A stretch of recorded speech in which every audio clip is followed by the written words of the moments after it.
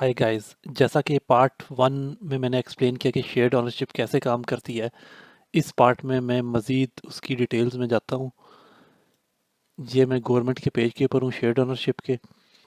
इसके अंदर ये बताया हुआ है कि शेयर्ड ओनरशिप कौन लोग लेते हैं। वो लोग लेते हैं जो जिनके पास डिपॉजिट कम होता है, या वो मंथली पेमेंट अफोर्ड नहीं कर सकते, ब्रांड न्यू घर लेना चाहते हैं और मंथली पेमेंट अफोर्ड नहीं कर सकते।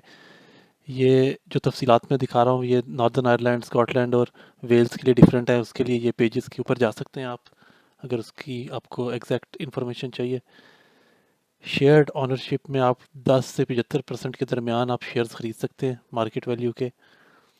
जितना आपने ख़रीदा है रेस्ट के ऊपर आपको रेंट देना होता है लैंडलॉर्ड को या प्रॉपर्टी ओनर को। और नॉर्मली इसके ऊपर आपको ग्राउंड रेंट और सर्विस चार्जेस भी देना होता है। ये बात बताइए। बाइंग योर शेयर, आप अपना शेयर किस तरह खरीदते हैं। नॉर्मली आप शुरू में 25% खरीद लेते हैं या 50% खरीद लेते हैं। फिर फ्यूचर में जब आपने मज़ीद परसेंटेज ख़रीदनी होती है तो उस वक़्त की मार्केट वैल्यू घर की देखते हैं। वो गवर्नमेंट के कुछ सर्वेयर्स वगैरह होते हैं, उनके थ्रू आप सर्वे करवाते हैं घर का। जो भी मार्केट वैल्यू करंट जिस टाइम पे आपने मज़ीद शेयर ख़रीदना है, जो न्यू मार्केट वैल्यू होती है उसके ऊपर आप एक्स्ट्रा 25% ख़रीदते हैं, या जितना भी आपको चाहिए होता है। Homes you can buy through shared ownership, कौन से घर आप खरीद सकते हैं शेयर्ड ओनरशिप के थ्रू। ये बताया है आप न्यू बिल्ड खरीद सकते हैं, या वो घर किसी ने न्यू बिल्ड खरीदा हो शेयर्ड ओनरशिप के लिए तो आप रीसेल की स्कीम के थ्रू खरीद सकते हैं। ये भी एक अंदर ही शेयर्ड ओनरशिप की एक स्कीम होती है, रीसेल वाली। और ये एक दूसरी स्कीम है जो कि लॉन्ग टर्म डिसेबिलिटी वगैरह के लिए ये होती है। इस अगला है हु कैन अप्लाई, इस शेयर्ड ओनरशिप को कौन लोग अप्लाई कर सकते हैं। शेयर्ड ओनरशिप वाले घर सिर्फ वो लोग खरीदते हैं जिनकी टोटल हाउस होल्ड की इनकम, अगर मियाँ बीवी दोनों काम कर रहे हैं तो अगर टोटल इनकम 80,000 ईयर से कम है तो सिर्फ वो लोग अप्लाई कर सकते हैं। और अगर लंदन में हो तो 90,000 से कम है तो वो लोग अप्लाई कर सकते हैं। और वो लोग जो डिपॉजिट देना अफोर्ड नहीं कर सकते, और इनमें से one of the following must be true, इनमें से एक लाजमी सही होना चाहिए कि आप फर्स्ट टाइम ऑनर हो, या तो आपका घर पहले से है लेकिन आप वो बेचोगे और फिर आप शेयर्ड ओनरशिप ले सकते हो। शेयर्ड ओनरशिप वाला जो घर है वो आपका पहला घर होना चाहिए। और या तो आप पहले से शेयर्ड ओनरशिप आपके पास है और आप वो बेच के किसी और जगह शेयर्ड ओनरशिप वाला घर लेना चाहते हो तो तब आप ले सकते हो। तमाम सूरतों में शेयर्ड ओनरशिप वाला घर आपका ओनली घर होना चाहिए। ये मज़ीद बताया हुआ है इसके अंदर कि if you own a house, अगर आपके पास पहले से घर है, अगर आप ओल्डर हो, डिसेबल हो, ये भी आप अपनी प्रायोरिटीज़ के मुताबिक इसको पढ़ सकते हैं। इसका लिंक मैं आपको डिस्क्रिप्शन में शेयर कर दूंगा। कॉस्ट्स के क्या क्या आपको पेमेंट्स देनी पड़ती है। सबसे पहले आपको रिजर्वेशन फ़ीस देनी होती है, ये नॉर्मली रिफंडेबल होती है, आपके टुवर्ड आपके मॉर्टगेज काउंट होती है। और दूसरा बाइंग कॉस्ट में आपको 5 से 10% डिपॉजिट देना होता है, जो शुरू में आप डिपॉजिट देते हो। सोलिसिटर की फ़ीस देनी होती है, आपकी मॉर्टगेज की मंथली पेमेंट्स देनी होती हैं, रेंट देना होता है। और अगर कोई और चार्जेस हैं जैसे सर्विस चार्जेस हो गया, बिल्डिंग इंश्योरेंस हो गया, ये पे करनी होती है। और आपको यू मे नीड टू पे स्टैम्प ड्यूटी। एक हद तक अब स्टैम्प ड्यूटी तो आजकल माफ़ है यूके में। Service charges, state charge, management fees, और कुछ अगर रिपेयर हो तो वो भी आपको करवाना पड़ता है। ये सब की तफसील दी हुई है। जैसे आप शेयर्ड ओनरशिप खरीदते हैं घर, नॉर्मली वो ब्रांड न्यू घर होता है और पहले साल उसकी रिपेयरिंग वगैरह लैंडलॉर्ड करवा के देता है। उसकी स्ट्रक्चरल वारंटी 10 साल की होती है। पहले साल के बाद जो भी रिपेयर वगैरह होता है वो आपको खुद करवाना होता है। रेंट किस तरह काउंट होता है इस पेज में ये बताया हुआ है। रेंट की लिमिट्स क्या है। शुरू में मोस्ट ऑफ द टाइम जब आप देखेंगे तो वो 2.75 आपको रेंट चार्ज करते हैं रिमेनिंग शेयर का। जैसे मैंने पहली वीडियो में भी एक्सप्लेन किया है कि रेंट वो किस तरह चार्ज करते हैं, और रेंट इंक्रीज़ करने की भी इनकी एक लिमिट होती है। एक लिमिट से ज़्यादा वो रेंट इंक्रीज़ नहीं कर सकते। शेयर्ड ओनरशिप आमतौर पर हाउसिंग एसोसिएशन वाले देते हैं और वो उनका रेंट इंतहाई मुनासिब होता है। इस मिसाल में बताया है कि अगर आपका 4 लाख पाउंड का घर है और आपका शेयर बीच में 40% है और रेंट 60% है, तो 60% का जो 240,000 है, इसका 2.75 लगाएं तो सालाना रेंट बनता है 6600 पाउंड। तो इसका मतलब है आपका मंथली रेंट 550 पाउंड बनेगा। अगर आप 60% आप रेंट पे है और 40% आप ऑनरशिप ले रहे हैं। अगर तो घर की प्राइस 200,000 है तो आप 80,000 आपका शेयर होगा, 120,000 आपका रिमेनिंग शेयर होगा जो आप जिस पे आपने रेंट देना है। इसका आप 2.75% लगाएंगे तो 3300 बनेगा, और ये पर ईयर बनता है 3300, और ये 275 माहाना आपका रेंट बनता है।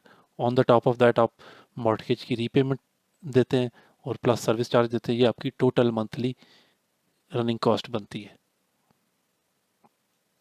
इसके अंदर बताया गया कि रेंट किस तरह इंक्रीज कर सकते हैं, तो ये भी आप पढ़ सकते हैं। ये एक छोटी सी परसेंटेज होती है, उसके ऊपर 0.5% ये इतना मैक्सिमम इंक्रीज कर सकते हैं। और normally housing association maximum increase नहीं करती, बहुत थोड़ा इंक्रीज करती हैं।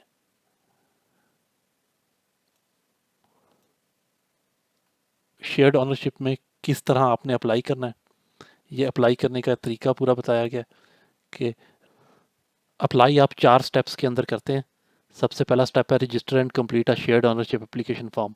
ये आपको एप्लीकेशन फॉर्म का लिंक दिया हुआ है इसके अंदर, वो आप फिल करें, रजिस्टर करें इस लिंक के थ्रू। आपको एक कागज़ आप मिल जाएगा जिस पे आपको लिखा होगा कि आप शेयर्ड ओनरशिप ले सकते हैं। वो कागज़ आप जिस डेवलपर से अपना हाउस ख़रीद रहे हैं उनके पास जाना है, उनको वो कागज़ देना है और अपनी एलिजिबिलिटी शो करनी है कि आप मॉर्टगेज ले सकते हैं, आपके पास डिपॉजिट है, आपके पास ये शेयर्ड ओनरशिप का कागज़ है। उनको अपनी एलिजिबिलिटी प्रूफ करनी होती है। वंस आप अपनी एलिजिबिलिटी इनको प्रूफ कर देते हैं हाउसिंग एसोसिएशन को या लैंडलॉर्ड को जो शेयर्ड ओनरशिप दे रहे हैं, तो वो आपसे 500 या 250 पाउंड रिजर्वेशन फ़ीस लेते हैं और आपका हाउस रिज़र्व कर देते हैं।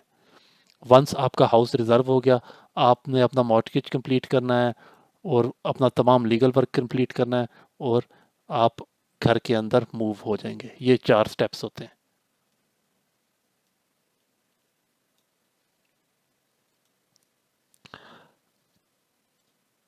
इस स्टेप में बताया कि आपने शेयर्ड ओनरशिप वाला घर किस तरह ढूंढना है।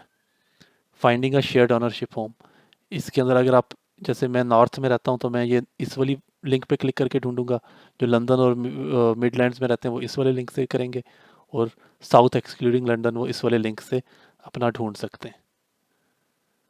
कुछ लोकल कौंसल्स भी आपको इन्फॉर्मेशन देती है, होम बिल्डर्स के भी पास आप डायरेक्टली जा सकते हैं।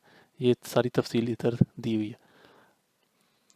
एग्जाम्पल के तौर पर मैं नॉर्थ में किस तरह ढूंढना है शेयर्ड ओनरशिप का घर, मैं यहाँ आपको ढूंढने का तरीका एग्जाम्पल के तौर पर बता देता हूँ ताकि आप इस प्रोसेस से मज़ीद फेमिलियर हो जाएं। ये नॉर्थ की वेबसाइट खुल गई है, ये एजेंट वन है इसका नाम। इसके अंदर मैं सेलेक्ट करता हूँ मैनचेस्टर, मुझे मैनचेस्टर में चाहिए, और मैनचेस्टर में स्पेसिफिकली भी अगर आपको किसी एरिया में चाहिए तो आप सेलेक्ट कर सकते हैं। अगर आपको स्कीम कौन सी चाहिए, शेयर्ड ओनरशिप स्कीम आप ढूंढ रहे हैं, और डेवलपर डेवलपर ये डेवलपर्स आप में से आप चूज़ कर सकते हैं। और एक इसका बेस्ट तरीका ये भी है, ये वेबसाइट मैंने तजर्बे से देखा है कि ये फुली अपडेटेड नहीं होती। आप इसके अंदर जब घर ढूंढते हैं तो वो मोस्ट ऑफ द टाइम होता है वो सेल हो चुका होता है या कुछ भी। ये फुली अपडेटेड ये वेबसाइट नहीं होती। आप यूँ भी कर सकते हैं कि आप इनमें से हर डेवलपर्स की वेबसाइट में जाएं, उनकी डेवलपमेंट्स देखें कि आपके एरिया में जो आपका डिज़ायर्ड एरिया है वहाँ कोई डेवलपमेंट कर रहे हैं, उनसे डायरेक्टली कॉन्टैक्ट करें। यूँ करके आप एक स्टेप आगे बढ़कर घर जल्दी ख़रीद सकते हैं। ये मैंने डाल दिया कि मैं 2 बेडरूम लेना चाहता हूँ, नंबर ऑफ़ बेडरूम्स।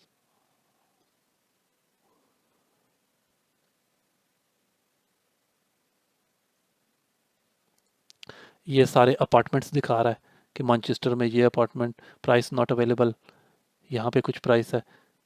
ये सारे अपार्टमेंट्स दिखा रहा है। अगर कुछ लोग जैसे मेरी तरह हाउस में ज़्यादा इंटरेस्टेड होते हैं तो मैं यहाँ देखना चाहता हूँ कि कोई हाउस भी अवेलेबल है।